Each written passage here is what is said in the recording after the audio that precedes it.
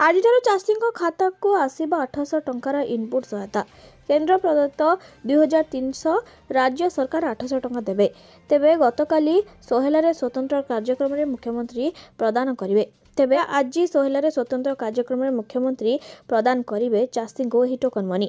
ତେବେ ଚାଷୀଙ୍କୁ ଧାନ କ୍ୱିଣ୍ଟାଲ ପିଛା MSP 3100 ଟଙ୍କା ଦେବାକୁ ଘୋଷଣା ହୋଇଥିଲା। 2024 ସାଧାରଣ ନିର୍ବାଚନରେ ଧାନ MSP 3100 ଟଙ୍କା ଘୋଷଣା କରିଥିଲେ ପ୍ରଧାନମନ୍ତ୍ରୀ ନରେନ୍ଦ୍ର ମୋଦି। କ୍ଷମତାକୁ ଆସିବା ପରେ ବିଜେପି ସରକାର ମଧ୍ୟ 2300 MSP ସହ 800 ଟଙ୍କା ଇନପୁଟ୍ ସବସିଡି ଘୋଷଣା କରିଥିଲେ। ତେବେ ଧାନ ବିକ୍ରି ପରେ 2300 ଟଙ୍କା MSP ଚାଷୀ ପାଉଥିବା ବେଳେ ଆଜିଠାରୁ ଚାଷୀ ଇନପୁଟ୍ ସବସିଡି ବାବଦକୁ ପାଇବେ 800 ଟଙ୍କା।